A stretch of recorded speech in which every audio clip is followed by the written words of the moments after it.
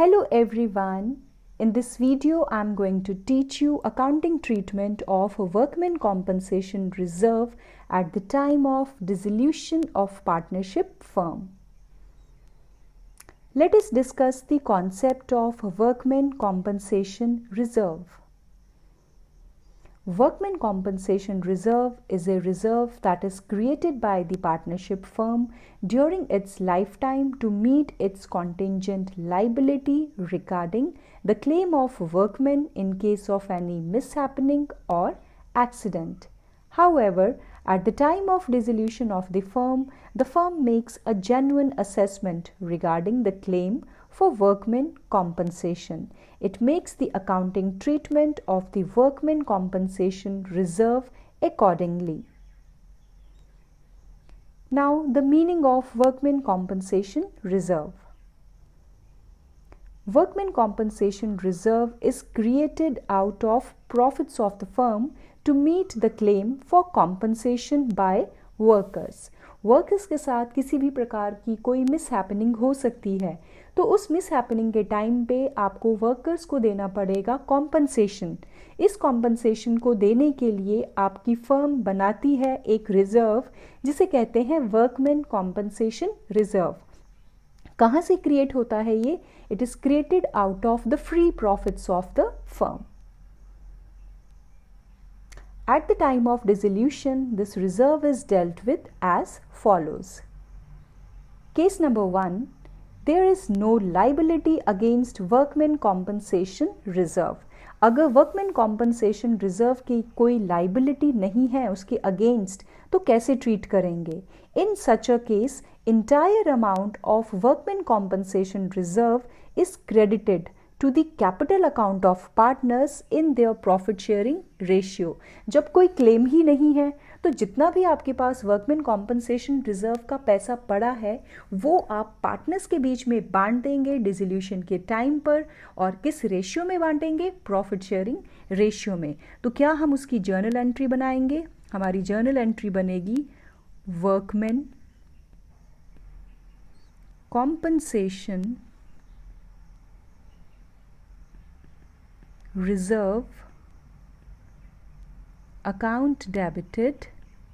क्योंकि ये एक लाइबिलिटी है और लाइबिलिटी को जब हम ख़त्म करते हैं तो जर्नल में वो क्या हो जाती है? डेबिट. इसीलिए workman compensation reserve has been debited. किसके अकाउंट में हम इस पैसे को क्रेडिट करेंगे? ये क्रेडिट किया जाएगा पार्टनर्स कैपिटल अकाउंट में. कौन सी रेशियो में करेंगे हम इसको? हम करेंगे इसे प्रॉफिट शेयरिंग रेशियो में, बांट देंगे पार्टनर्स के बीच में. Case number 2. In case the amount of liability is less than the amount of workman compensation reserve. आपने जो वर्कमैन कॉम्पनसेशन रिजर्व बनाया है उसमें पैसे हैं ज़्यादा और जो लाइबिलिटी अराइज हुई है वर्कमैन कॉम्पनसेशन को लेकर वो पैसा है कम. तो ऐसे केस में आप क्या एंट्री पास करेंगे? Amount equal to liability is credited to realisation account and the remaining amount is credited to partners capital account in their profit sharing ratio.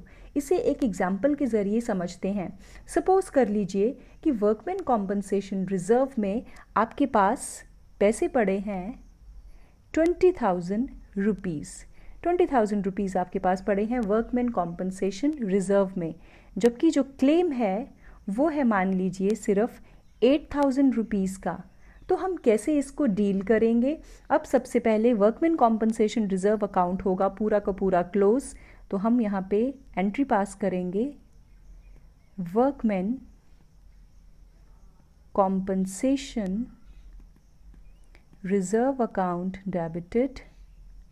इसको आप क्लोज कर रहे हैं इसलिए ये डेबिट हो रहा है. कितने से हमने इसमें पैसे डालने हैं? यहाँ आपको पैसे डालने हैं 20,000. ठीक. इसके अलावा जितने का क्लेम बनता है वो आपका रियलाइजेशन के नाम पे जाएगा. तो आप लिखेंगे यहाँ पे टू रियलाइजेशन अकाउंट और रियलाइजेशन अकाउंट में आपको कितने पैसे डालने हैं? 8,000 रुपीज़ जितने का क्लेम है। तो क्लेम मतलब कि एक लाइबिलिटी का अराइज होना। ये जो मैंने रियलाइजेशन अकाउंट लिखा है this is actually the claim.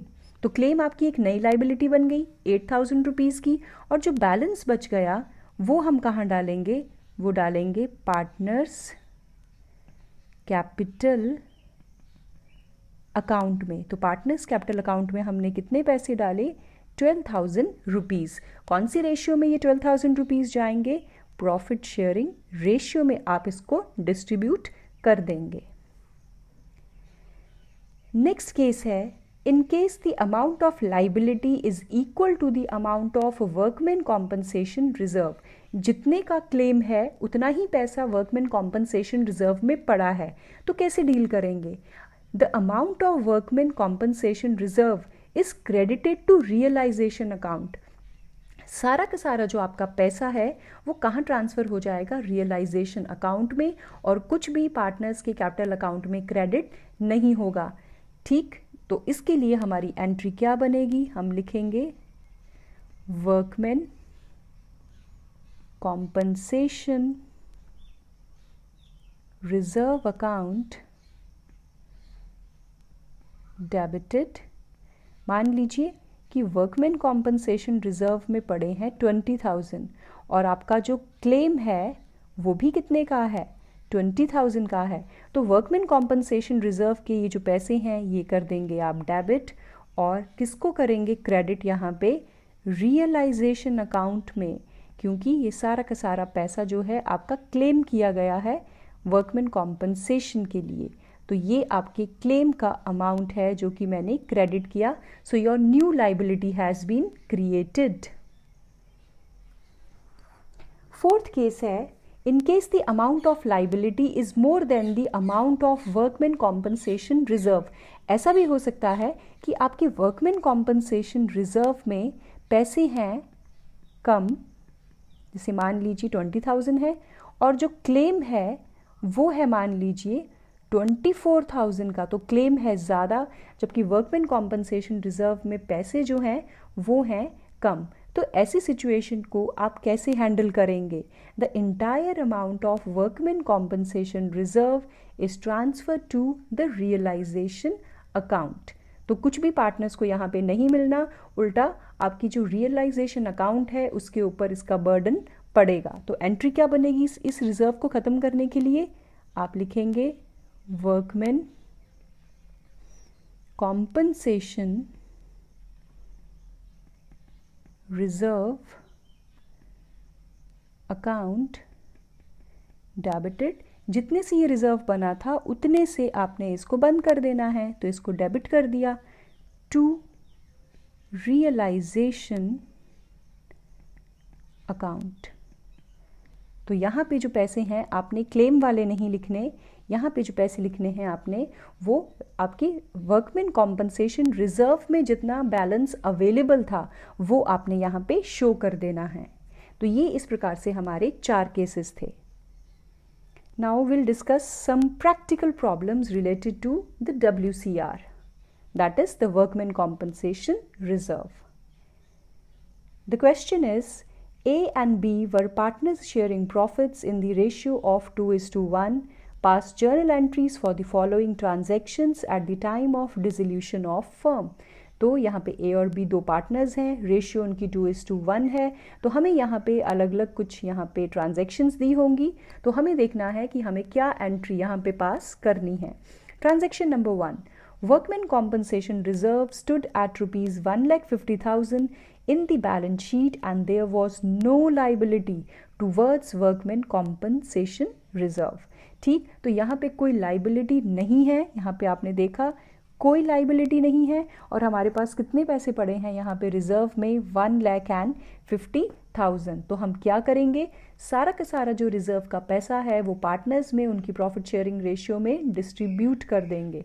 क्या एंट्री हम इसके लिए पास करेंगे, हम लिखेंगे यहाँ पे workman compensation reserve account debited, कितने से, 1,50,000 से।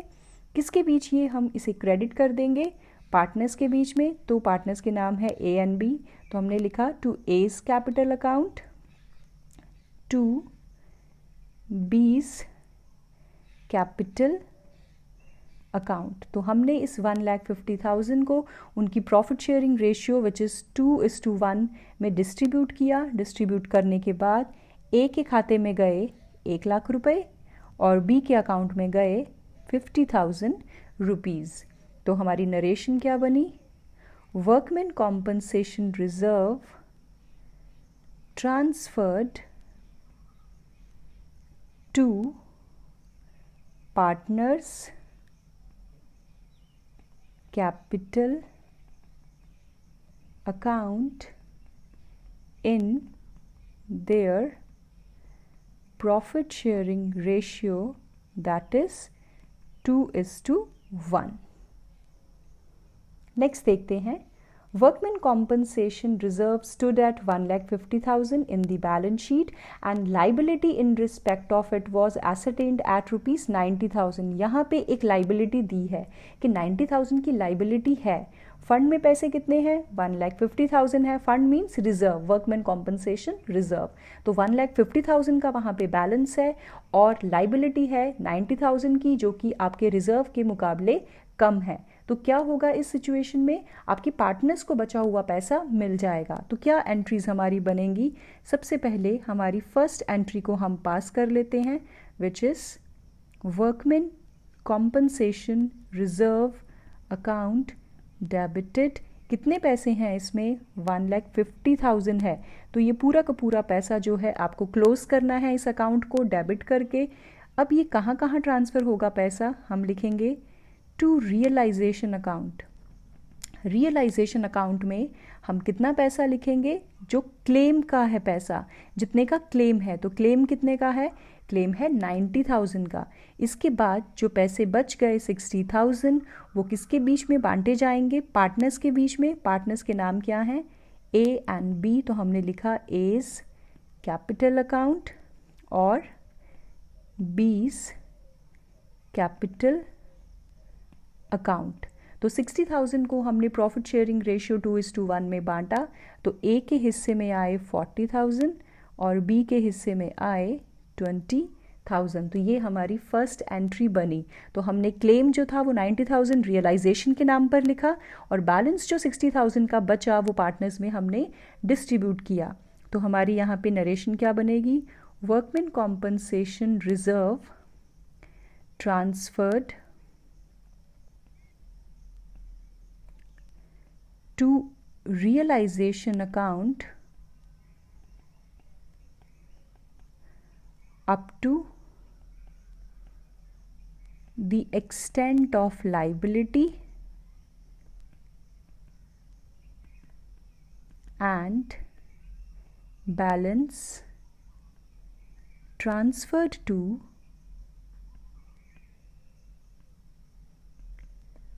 partners capital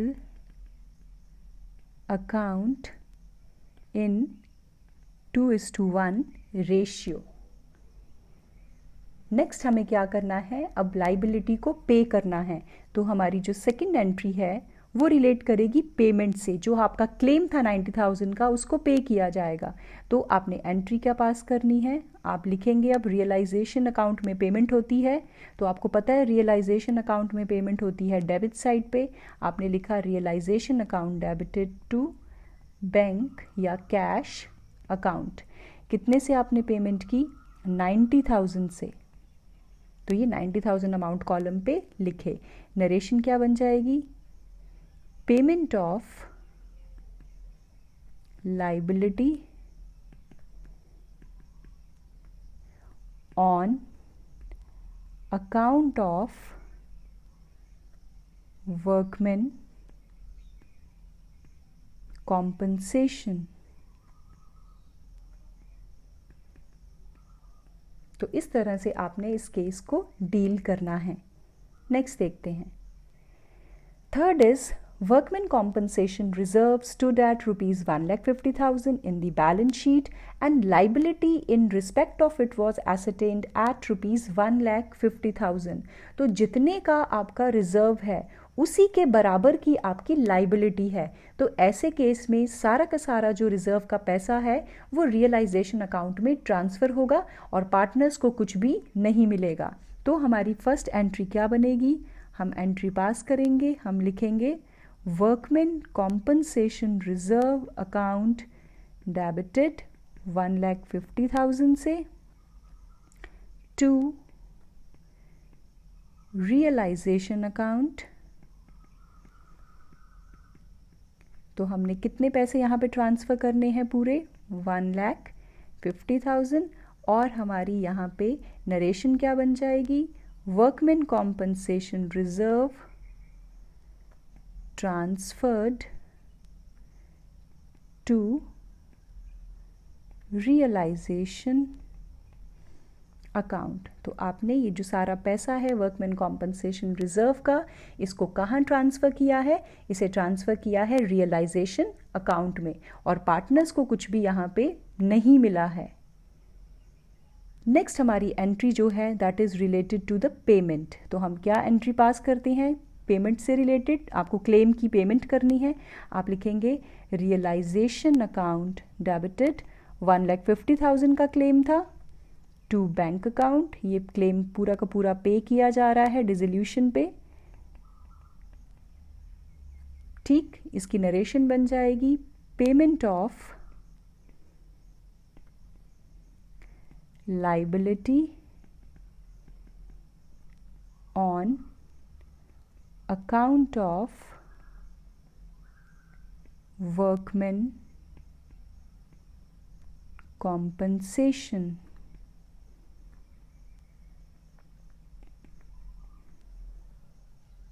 नेक्स्ट देखते हैं।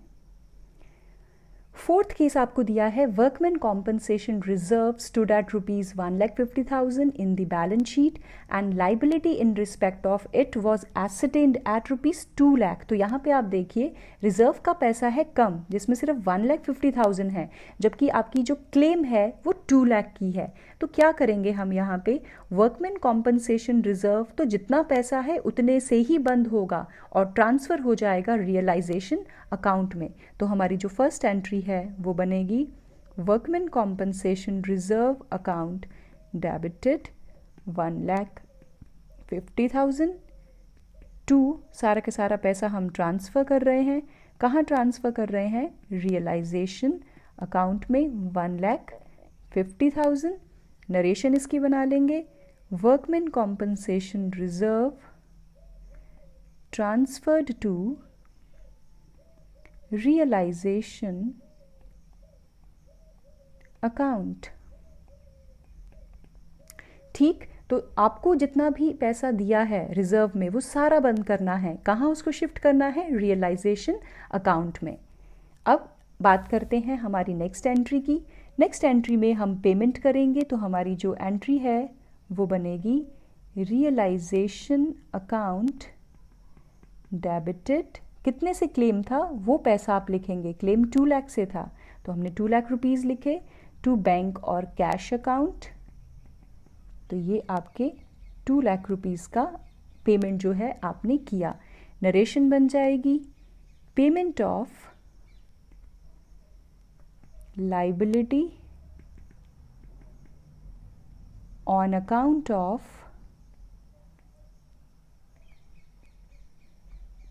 workmen compensation। ठीक है, तो क्लेम जितने का है उतने का ही आपको पेमेंट करनी है। तो इसीलिए यहाँ पे हमने 2 लाख रुपीज़ जो है उसकी पेमेंट की है। नेक्स्ट देखते हैं हमारा जो अगला ट्रांजैक्शन है वो क्या है। There was no workman compensation reserve. Balance sheet में कोई वर्कमैन कॉम्पनसेशन रिजर्व है ही नहीं and the firm had to pay 40,000 as compensation to the workers. अगर आपकी फर्म ने कोई वर्कमैन कॉम्पनसेशन रिजर्व नहीं बनाया है या बैलेंस शीट में है ही नहीं उसमें कोई पैसा, तो आपको पेमेंट तो करनी है। तो आपकी एंट्री क्या आएगी? Only related to the payment आएगी, तो एंट्री बनेगी हमारी रियलाइजेशन अकाउंट डेबिटेड, जितने से क्लेम है वो आपको पे करना है, तो रियलाइजेशन अकाउंट डेबिटेड 40,000, और आप पेमेंट कर रहे हैं रियलाइजेशन में, तो आपने लिखा टू बैंक या फिर कैश अकाउंट 40,000 रुपीज़। ठीक, इसकी नरेशन बन जाएगी payment of liability on account of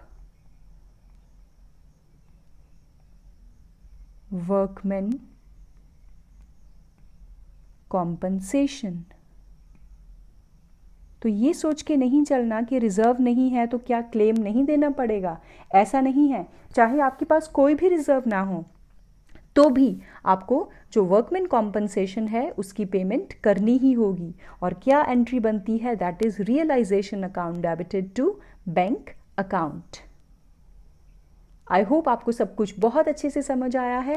thanks for watching.